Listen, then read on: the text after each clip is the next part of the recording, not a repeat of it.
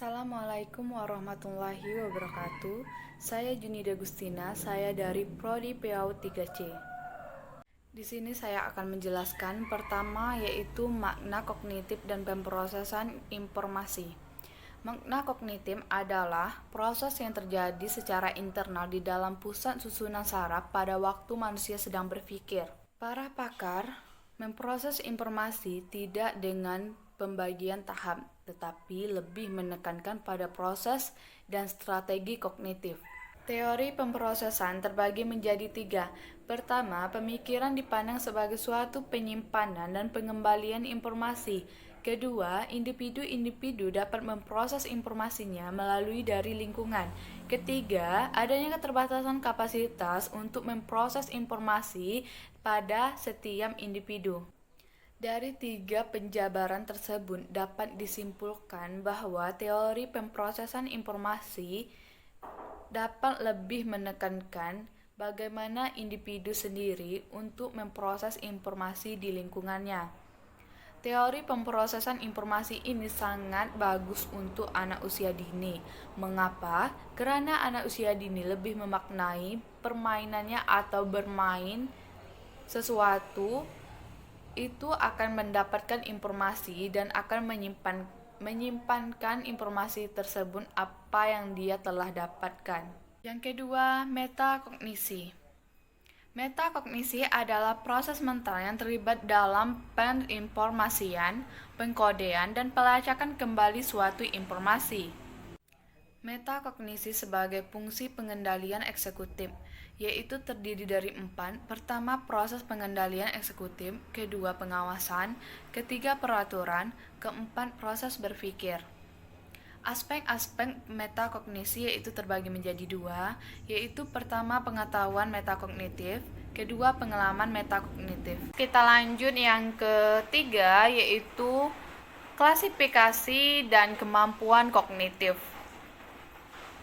Ada 7 perkembangan kognitif bagi anak, yaitu pertama, perkembangan auditoring, yaitu anak bisa mendengar sesuatu yang ia selalu dengar di lingkungannya sekitar. Contohnya, anak selalu dengar bunyi ayam, dia akan meniru atau dia akan tahu suara ayam itu gimana.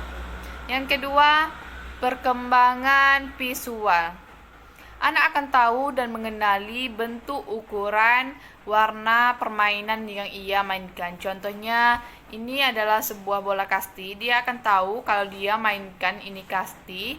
Ini bola kasti bentuknya bulat, warnanya hijau kekuningan gitu. Yang ketiga, perkembangan taktil, yaitu anak akan sadar indera sentuh. Contohnya, dia bisa meremas kertas. Yang kedua, dia bermain pasir, meremas pasir. Yang keempat, perkembangan kinestetik, yaitu anak bisa melukis, mewarnai. Yang kelima, perkembangan aritmetika, yaitu anak bisa membilang 1 sampai 10. Yang keenam, perkembangan geometri, yaitu mencocokkan bentuk, ukuran, dan warna. Contohnya, saya mempunyai 4 cangkir mainan ini. Anak bisa mencocokkan warna, bentuk, ukurannya. Kalau dia ngambil warna hijau, dia pasti akan mencocokkan sama yang hijau ini juga. Yang ketujuh, perkembangan sains permulaan, yaitu anak bisa mengenal apa yang ada di lingkungan. Contohnya, tumbuhan seperti terong, dia akan mengenal bentuknya, daun gimana, buahnya gimana, bunganya gimana. Karakteristik dan teori perkembangan. Menurut John Piaget, teori perkembangan intelektual menyeluruh sebagai adaptasi biologis terhadap lingkungan. 3 aspek kognitif, yaitu ada isi, struktur, dan fungsi. Adaptasi dalam lingkungan terjadi dalam 2 cara. Pertama, yaitu asimilasi. Yang kedua, yaitu akomodasi. Next, yang keempat, model perlakuan kognitif. Pengertian kognitif berasal dari bahasa cognition, yang berarti knowing atau mengetahui. Dalam arti luas, yaitu sebagai perolehan, penataan, penggunaan pengetahuan.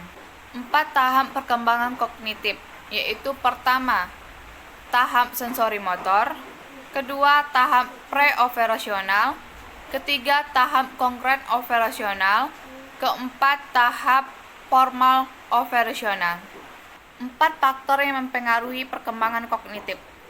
Pertama, ada perkembangan organik dan kematangan sistem saraf. Kedua, latihan dan pengalaman. Ketiga, interaksi sosial. Keempat, ekuilibrasi. Next, yang kelima, pengertian kreativitas, nilai kreativitas, penemuan dan perkembangan kreativitas. Pengertian kreativitas adalah kemampuan seseorang untuk membuat hal yang baru.